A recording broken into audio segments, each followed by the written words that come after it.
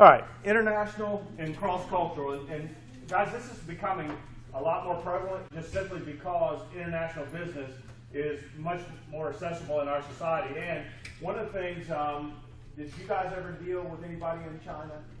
Did you guys know? I know some of your classmates and some of the people that we've been dealing with, some of our businesses that we've launched have been actually negotiating with Alibaba and AliExpress.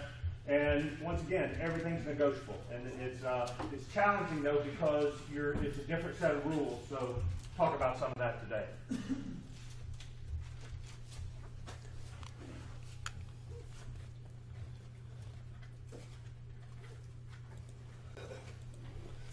All right, so international negotiations are more complex because you got to understand. Really, the main thing is understanding the culture. The science provides research that supports the broad trends often, and then the art of negotiating is which strategy to apply. And once again, it's a whole set of rules internationally because some strategies may not work and may not be acceptable in that culture. All right, so 2 overall things that you need to understand: the environmental context, which is the environmental forces that neither negotiator controls. Okay, so that could be the culture. Neither negotiator, you don't control the culture. There's certain standards that come with being in that region. So do you think most foreign cultures are more deeply rooted or less deeply rooted in culture than the United States? More deeply. Why? Yeah, they've been there for years and years and years. Russia and China and India, they've been for thousands of years. We are 248, 250 years old, so we're not as deeply rooted as they are. And so does that mean they're more flexible or less flexible? Yeah, less flexible to outsiders that come in. The other things are called immediate context, and those are the factors which you do have control over. All right, so what makes international more challenging? Political and legal pluralism, and my notes that correspond with each of those. And political and legal pluralism can include tax implications and political considerations. And you guys also know that in dealing with some countries, now you have to get approval from our State Department before you can deal with some countries. Why? Because our relations with them might not be friendly, so they don't want us to. Right. Can we trade with North Korea right now? No. Even in some of the Middle Eastern countries. And they're very concerned that they're going to get material that can be used against us somehow. International economics. Important to know the exchange value of currency. Is that stable? What's happening in Europe right now? Brexit. Yeah, Brexit just happened, but you think the migrant crisis. The Catalonia. Yeah, Catalonia and Spain. So what does that do for the stability of the euro? Yes, it's down. When I went to London and taught 3 years ago, and the sterling pound is not in with Europe. It is the highest valued currency that I know of right now, and it was $1.68 exchange. So if I went and got 100 pounds out of the ATM, it took $168 out of my account here. So that's the power of the British sterling pound. But when Brexit happened, the next year I was over there, it dropped down to $1.40, 41, 42. There's sometimes in Portugal and it was at 1.10. 110. Now that's the euro, right? Okay, the euro has been around 110 pretty much the whole time I'm there, but you have it was up around 137 for the longest time, and then Greece happened. Right? Greece thought of them going under, and that's what dropped it down even more. So when if you're making exchange, and especially if it's going to be something in the future, you have to, as best as possible, anticipate what's going to happen to that currency. And you can make a lot of money or lose a lot of money, not on making the deal, but just on the shift in currency. And there's some things that you cannot know that's going to happen. Foreign governments and bureaucracy. Some countries may require government approval. I've already talked to that. Instability. Must anticipate changes accurately enough to make necessary changes. And in some countries, where is it now? Somebody just got overthrown after years. Zimbabwe, Mugabe, right. Okay, so now all the rules have changed. Venezuela, with the 3 years ago, you got all kinds of stuff going on there. So is the leadership stable? Ideology. U.S. companies have a common belief in capitalism. Some countries, Japan is much more for government involvement. China is a whole different system where they're kind of leaning free market a little bit, but it's still kind of government controlled. Culture is shared beliefs or values of a group of people. And then external stakeholders, people who have stake in a negotiation, and my examples are labor unions, business associations, the Embassy of the United States, and industry associations. So it's more than just a one-on-one negotiation in a lot of cases. So in the immediate context, these are the ones that we said we have control over. We'll go over 5 things. The relative bargaining power, and in my notes, in joint ventures, the amount of equity contributed does not guarantee more relative power, but it's more about management control. So if you do a joint venture with somebody in a foreign country, meaning you're going to buy part of their business, it's not necessarily how it runs, is not necessarily on how much equity you have. It's more on who's controlling the management. And any deal that you have less than, and this is not just internationally, but domestically, if you get into a partnership where you have less than 50%, how much control do you have? None. And that's why you don't ever want to give up more than 50% or more. What happens if you give up 50%? Still not a majority shareholder. How do you break a deadlock? It's challenging because nobody has power over the other, and that's why you want to retain 51%. And you watch all the guys that go on Shark Tank, they're giving up 10, 20, 30%. There's value to that with what the resources they're getting, but I've never seen anybody give up more than 49% of their company. And that's just smart. You want to, and that's a challenge that you guys, even dealing in the little partnerships you're dealing in. What happens if people disagree about the direction you want to go? It's got to be leadership. What it says in the international, it's not about equity, it's about management control. So who's running the show? Levels of conflict. Negotiations in the Middle East have been difficult because of the way people view disputes. Relationships between negotiators, is this an ongoing thing? Have we dealt with these people before, or is it somebody new? Desired outcomes, and during the end of the Vietnam War, North Vietnam, one of the things they wanted to be sovereign, and that was, as much as any other thing they wanted to be recognized. And then immediate stakeholders, and that's the people as well as the people they represent.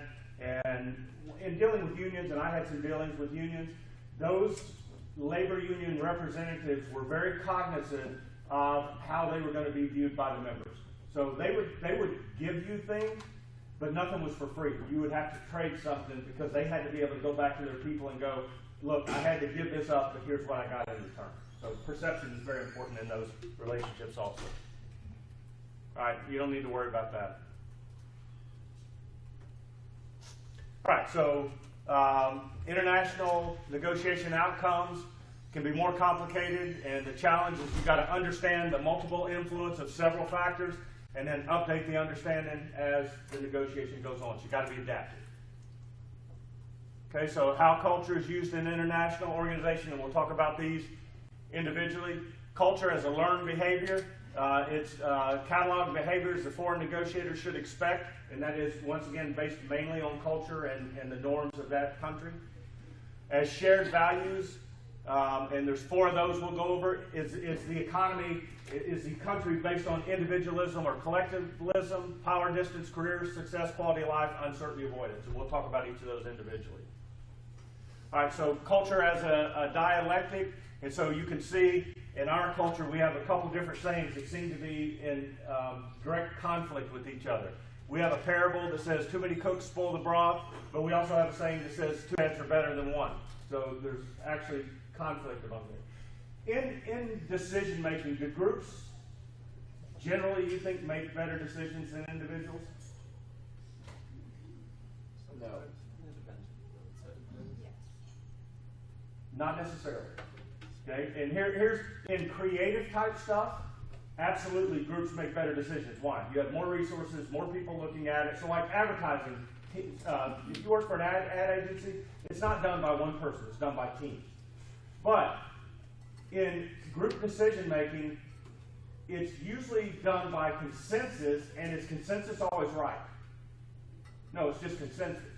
There's an exercise, and I used to do it in one of my other classes, where you're given a sheet of paper, and it's called Lost at Sea, and there's 15 items on a sheet of paper, and it says you get lost at sea, and you need to rank them in order of their importance to your survival. And so we have everybody fill out a sheet individually, and then you put them in groups, and you have them do a group sheet. Almost every time I did that, at least one individual would score higher than the group score. Okay, why would that happen?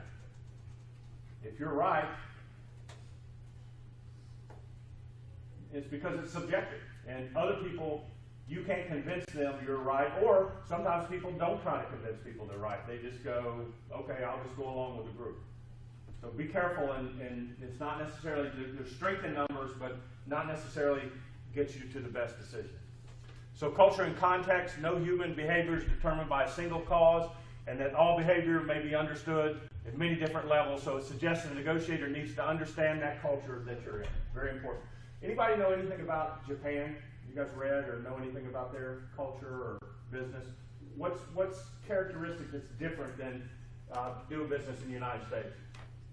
For sure, they don't have business meetings where they're going to be in disagreement. So like they don't know for sure they're going to come to an agreement on something. They just won't have a meeting in the first place. Yeah, it's very group and team oriented, very collective, very employment is long term. If you go to work for a company, you stay with them for all your life, which is very, directly different than what our economy has evolved into versus we're very individualistic. So when you're dealing over there, you have to be careful not being too aggressive because it's different expectations.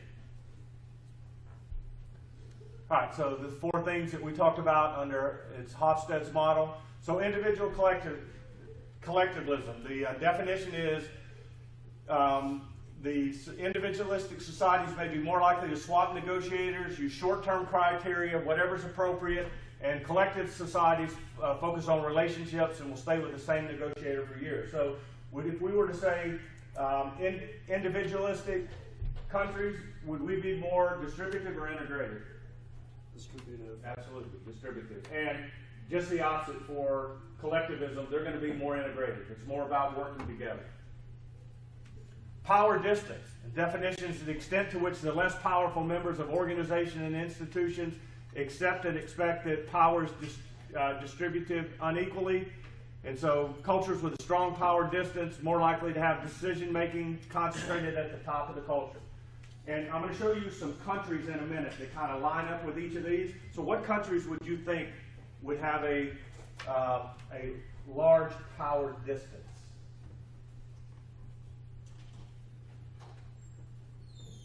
And what this says is, if there's a large power distance, most of the decision making is made at the top. China? North Korea. Is there does the average common person have any say in what happens in North Korea? None. And in most third world countries, you find little of that.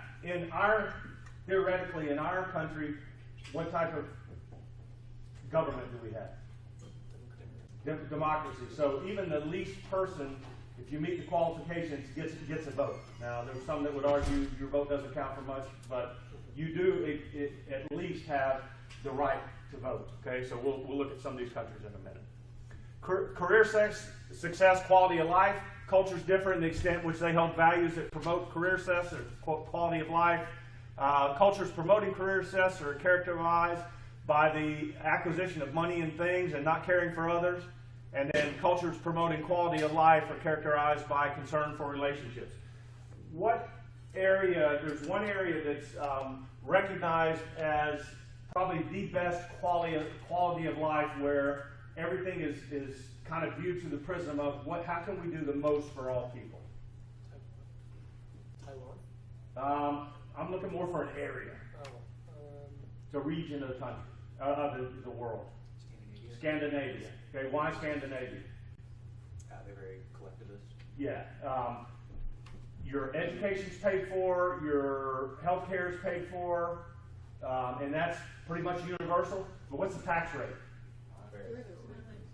Yeah, it's like 60–65%. And I've kind of been doing a little studying on it just because it's one of the models, I think, that when people have a hard time selling this whole equality thing, because when somebody says to you, a country that everybody's equal, what do you think of? Communism. Yeah, everybody's equally miserable, and everybody's equally has nothing. Okay, but in these places, everybody's equal. So what does that mean? Okay, well, my health care is paid for, my education's paid for, they have family medical leave and all, but where do you live? Community housing. Frozen wasteland. There's no difference. No, it's community housing. It's like apartments, and everybody has the same.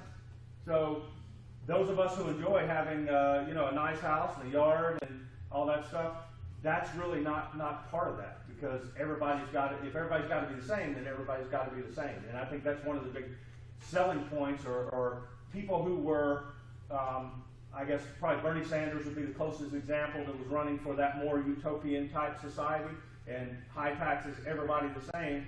Then you have to also look at what you're going to give up if that were to happen. And it's a choice that our citizens have to make. There's a great meme about it. It shows like a mansion, and it shows socialist is like no one should live like this, and capitalist is like everyone should live like this. Well, unfortunately, is there a society where everybody's going to be rich? Nope. Not going to happen. So what we have to decide is, do we want one where it's equal outcome, or do we want one where it's equal opportunity? And that's the challenge. And there's not a perfect one out there. My friend Knut, he's from Norway, and over there, like, they have that kind of basal level that you're talking about, but they also do have a bunch of billionaires, and kind of they do have that expanse that you can pursue, kind of capitalistic route. But it's a small number of people, right? It's a small number of people. Right. Versus how many people in the United States are rich? A lot. Lots. There's a lot of people got a lot of money. No, so I'm saying, with that in mind, how do you think that a society maintains that kind of basal opportunities for everybody, but then also has the opportunity for you to become potentially the richest person? Yeah, I don't know. You'd probably have to live there to be able to figure that out. But I know there was a study done by a guy, and I've read it, that was talking about how great Cuba was, and then until he actually visited Cuba. And we had some people from my church go to Cuba this summer. Guys, the cars are like 1970s cars. It is just, the economy is nothing. It is horrible living conditions for everybody. So that's that's kind of the struggle, and that's why you guys need to be engaged in kind of what's going on, because it's going to, my generation, we're fading out, and you guys are going to be taking over. So what is it that you want? What kind of life do we want? This career success, or do we want to lean more towards quality of life?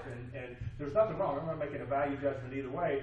But if you lean towards the quality of life, you just have to figure this, like free health care. Okay, you understand nothing's free, right? Somebody's got to pay for it at some point. So, free education. How many of you guys want free education? Sounds good. Okay. Okay, I like free money. If all you guys come give me money, it would be free money. Right? I was going to do that in class one day. Have everybody give me $1 to come to class and talk about how much I like free stuff. We should do it. Here's my other thing with the whole collectivism. Since it's not fair for one student to make better grades than others, what we would do is take points from those who did well and give them to people who didn't do well. I proposed that one time.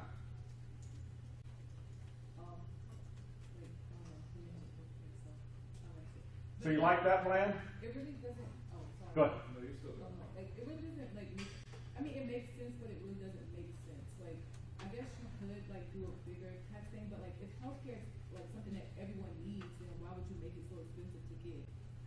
That's part of the challenge.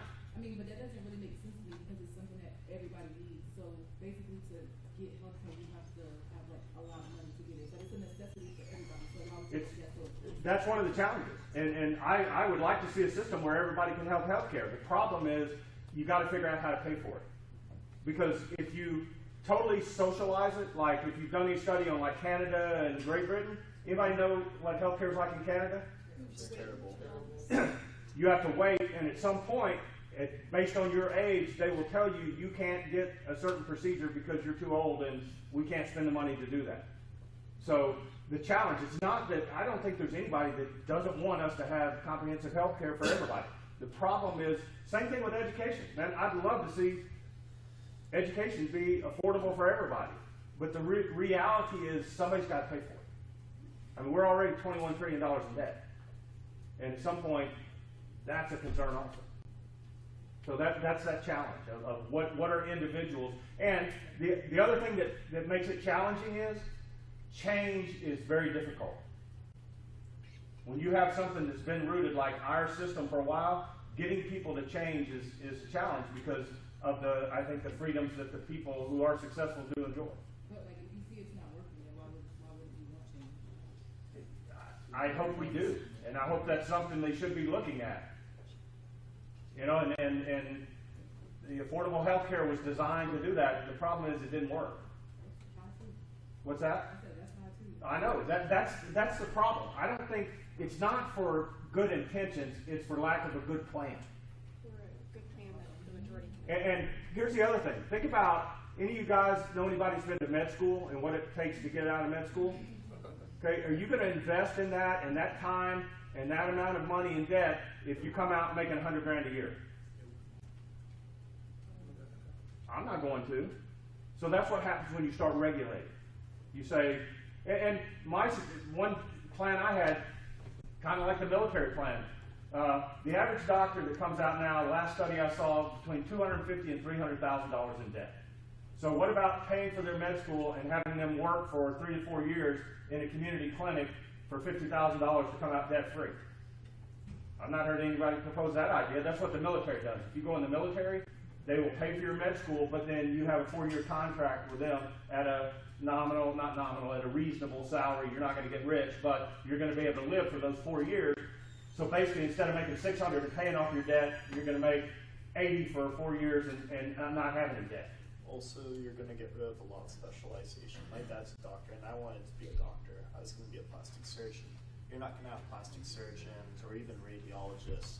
My dad is a neurologist, and they consider him a non-essential provider under the Affordable Care Act, and they would actually say, oh, we don't need to pay them as much because you're not essential. Right. And that's the other thing.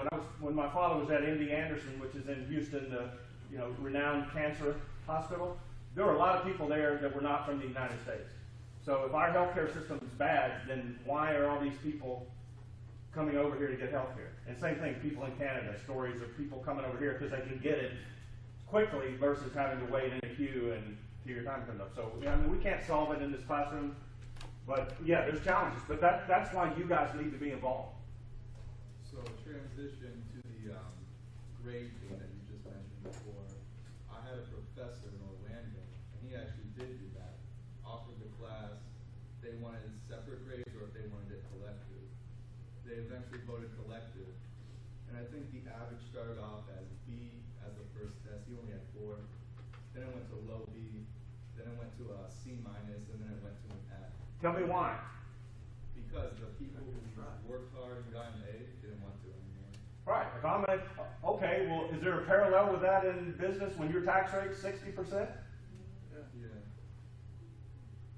Okay, same thing. If I know I'm going to be riding on somebody else's coattail for grades, what's my incentive to study?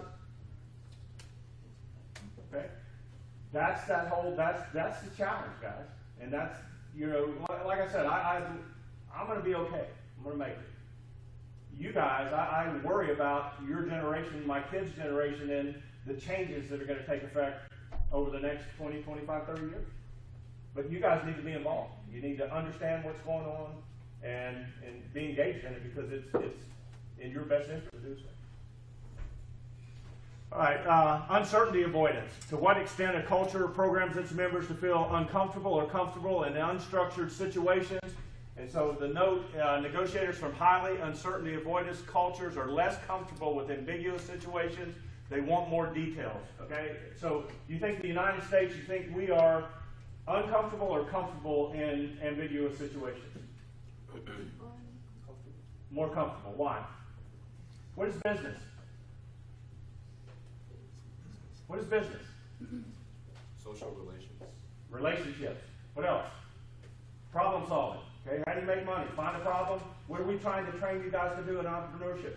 Figure out a need, figure out then how to meet that need. Is that structured? No. Engineering is structured.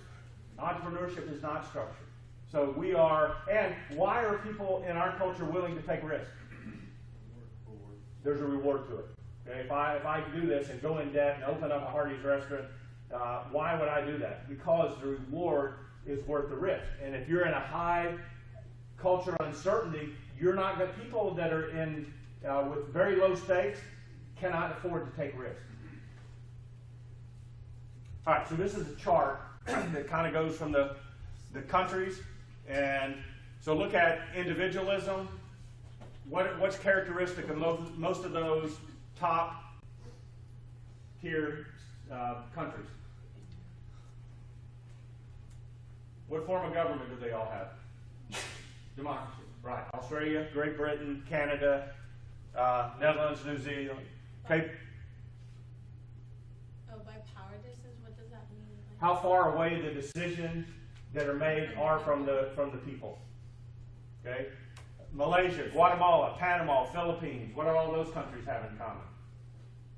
corrupt government. They're run by pretty much dictatorships, right? And very little people have very little input. All right. Assertiveness. Make a note. This should be quality of life. Okay. The slide into a slide I couldn't edit, but that should be quality of life. Sweden, Norway, Netherlands, Denmark. Okay. Where those are the 4 top quality of life. They're all in Scandinavia, and that is that whole philosophy of we're going to look after the greater good. It's low population density and a high amount of resources. Yeah, and that makes it easier too, because they're not, it's very hard. And that's the other thing with the United States now with 330 million people. Okay, that's a lot more of a drain on a healthcare system than having 15 million people in a whole country. It's a whole different dynamic. And then uncertainty avoidance, countries where people would be not willing to take a chance. Greece, Portugal, Guatemala, Uruguay, Belgium. And some of those places, there's just not opportunity.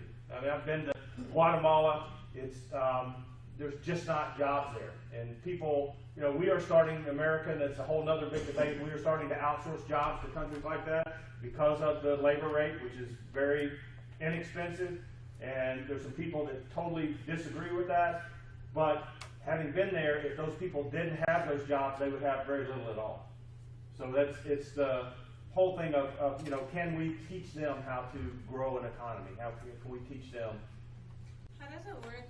Like, so if I have a company here, but I want to outsource there, like, what is the legal implications? Is it as easy as that, or? Yeah, it's not real hard. I mean, it's just a matter of the. So it doesn't matter where in the world you hire your people. Not really, not anymore. The big thing that comes in is then you have quality control and shipping. Okay, you've got to get the goods from one place to another. So shipping charges would have to be offset by the cost of your labor, right? Because you've got to get it from there to wherever it's going. But yeah, it's fairly simple. A lot of our businesses that run, and I wish, I don't know if Dr. Deborah could get a couple of those guys to come talk to your class and next semester, but a couple of our guys, they're nothing but marketing companies. They actually build a website and they put goods on there to sell. They don't make them. They never hold them in inventory. They then order them from Alibaba Express. Alibaba drop ships them directly to the customer. So basically, you're making money. You never take ownership of the good and never come out of pocket with anything. All you do is put up a website. Now, how genius is that? And if you ever go in, you guys go in sometime and look through Alibaba and Google some items and figure out what they cost in the United States and figure out what you can buy them in Alibaba. And especially if you're buying in bulk, the shipping rate goes down. Then it is, our guys, like any of you guys in the class that want to sell t-shirts, I mean, it's almost impossible, and it's getting hard to make anything here that you can resell. Our guys, my sock guys, I'm still working with them now, that when they started, they were getting they tried very hard to find a manufacturer in the United States, couldn't find one, ended up going to China. And now they're making their own, which is pretty cool. They've got 6 machines, they got 3 more doing today, and they are rocking and rolling, making sauce. But they're manufactured in the United States, so guess what? They're priced higher. But they're custom now, so they've been able to sell them pretty successfully. But I had a guy in the little town in Arkansas I was at, clothing manufacturer, closed down. He said, I can't manufacture here anymore and sell it competitively. I got to go overseas. This is back in 98, 99, back around NAFTA time. And he outsourced everything. It closed down. In that little town, there's 350 jobs. You know, it was crushing. Those are my customers. This summer at the White House, there was a Made in America week, and we were having a showcase of American companies, one from every single state, and it was almost impossible to find one company in every single state in America that makes solely American-made products. It was the hardest thing in the world. It is. It's all based on labor. Right? Yep. All right. So influence of culture on negotiation managerial perspectives. The definition of the negotiation, what is negotiable. In America, it's pretty competitive generally, while Japanese, it's an opportunity for information sharing. It's setting up to be integrated in Japan. In negotiation opportunity, cultures influence the way the negotiators view an opportunity, distributed versus integrative, and we're, once again, fundamentally distributed about outcomes. Selection of negotiators varies across culture, seniority, age, gender, family connections. Who do we in America send? Do we care about age or gender or anything? Who am I going to send to negotiate? Whoever's the best. Okay, who's the best person I have on my team? Protocol. In America is the least formal, which I found a little bit, I would think America would be more formal, but they talked about like England. If you have a title, sir something, then it's very formal. And then the last is communication, nonverbal gestures, and this is, in Thailand, it's considered insulting to put your feet on your desk. Well, I would think most cultures would find that a little insulting. You came in for a meeting and put your feet up on the desk. What about time? Is being on time important in American culture? Okay, it's one thing I will tell you guys collectively you need to work on. Okay, being on time. Because when you're dealing with business people, their time is very valuable. And I can promise you, I've not ever hired a person who showed up late for an interview. It's an automatic disqualified. If somebody shows up late for an interview, what's that tell you about probably their work performance? They're going to lag behind. Yeah, you want to deal with that day-to-day basis? Nah. And that's why, so how do you make sure you get there on time? You get there 15, 20 minutes early. And you allow for traffic. You allow for things that happen during the process. And that's, you know, what I can say, the people I know that I met that were successful, instead of making excuses of why they couldn't, they found ways that they could. And I think that's the mindset that you guys need to look at, especially if you're going out in entrepreneurship on your own. Don't make excuses. Find a way. All right, time sensitivity. In the United States, people respect time and try to be punctual. In China and Latin America, time is not important. Over in Europe, they'll close down for 2 hours at lunchtime just because. I mean, it is just very laid back. It's not near as intense as American business. Risk propensity. Americans are seen as entrepreneurial, willing to take risks, while in other risk-avoiding cultures, negotiators are going to want a great deal of information before committing to a deal because they don't want to make a bad deal. They'd rather make no deal than a bad deal, so they're going to ask for information. Groups versus individuals. Americans are more likely to have one person, while Japan would rather have a group. Challenging in a group also because what happens if you have a group negotiating and not everybody in the group agrees? Yeah, it's hard. There's friction, and that's why in groups you've got to be on the same page, or either have a spokesperson. And then when do you handle your conflict? In private later on, but you can't do the deal if you're going to make adjustments. You can't close the deal. Nature of agreements U.S. deals are formalized and enforced through the legal system, and China uses a MOA, a Memorandum of Agreement, which is them as like a starting point. And here, when we do a MOA, it's pretty much we're coming to an end. We're finalizing everything. And then emotionalism, display of emotions can be offensive in some countries, and I've taught you guys flinch. And sometimes it's okay to do that, but just be careful, once again, based on culture. All right, so when choosing a strategy, you should be aware of your own and the other party's culture, understand the specific factors in the relationship, predict or try to influence the other party's approach, and once again, hard sometimes to influence somebody's approach if they're deeply rooted in it. And then strategies are based on the level of familiarity, and we'll go over each of those. So if you have low familiarity, if you guys are going to a culture, and my sock guys, Mitch, one of the two guys, just went to China and actually spent 2 months over there living in that culture, dealing with some of their suppliers that they're using so he could kind of get a feel for, it wasn't just a weekend trip, he actually lived there for 2 months to try to really understand. I thought it was really smart who I'm dealing with, what I'm dealing with, and what are the parameters that come when I'm going to deal with these people. So if you have low familiarity, employ agents or advisors. Hire somebody who's familiar with that culture and let them advise you. Bring in a mediator, okay, which encourages one side or the other to adopt one of the other culture's approach. And then the other is try to induce the other party to use your approach. And once again, you may not be able to do that. That just says, if I have low familiarity, I would rather, okay, so let's do it the way America does it. But if I'm that other person, I would be probably less likely to do that. Why? Because I'm giving up my strength if I've got to now negotiate with your rules. Okay, if you have moderate familiarity, you can adapt the other negotiator's approach. So I know enough about it that I'm okay negotiating in their system. And that would involve making conscious changes to your approach. And then you can also do what's called coordinated adjustment. So both parties make mutual adjustments to find a common process. So we're not going to do it totally your way, but we're going to both give and take and get something that's mutually acceptable. And then last, if you have high familiarity, meaning I'm with that culture, I understand it totally, then you can embrace the other negotiator's approach. And so I just adopt it completely because I'm comfortable with it. You can improvise an approach, which you craft an approach that's specifically tailored to that negotiation. Or you can do what's called effect symphony, which can create a new approach that has aspects of either the home or the prevailing culture. You think it's sometimes cheaper just to hire like a consultant or like an agency? I think it's sometimes better to do that, especially if I'm that low or moderate familiarity. I want to want somebody in there that understands the game.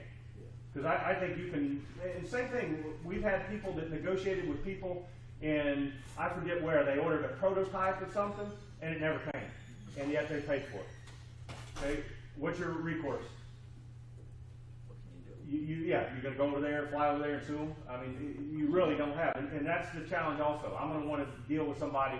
But then the challenge is, what's my relationship with that person I'm hiring? Do I trust them? Do you think people that represent people are as engaged as maybe if you're representing yourself? They don't have the consequences, but then I would also say, look at some of the sports agents that are dealing with now. They do a really good job for their client. And why would they be incentivized to do good? They get a benefit. Yeah, they get a bigger piece, but also they get the reputation and more people are going to sign them up. So that could probably go either way. That just reminded me of how on Tuesday we were talking about Jimbo's negotiation and how he's going for more money. One of the things that's attracting him to Texas is the location of a hospital for his son. Yeah. And he travels there often anyways. So that's like another factor. It's not always about money. There's all kinds of other factors that play into those negotiations. And it's about relationships, it's about facilities. I mean, there's a myriad of things, and I never thought this was all about money.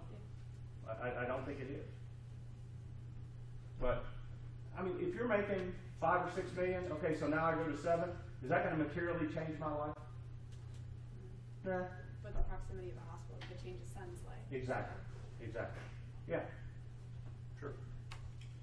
All right, so that's it for chapter 11. All right, so hang on, we're going to go ahead and do chapter 12 today also. It's very short.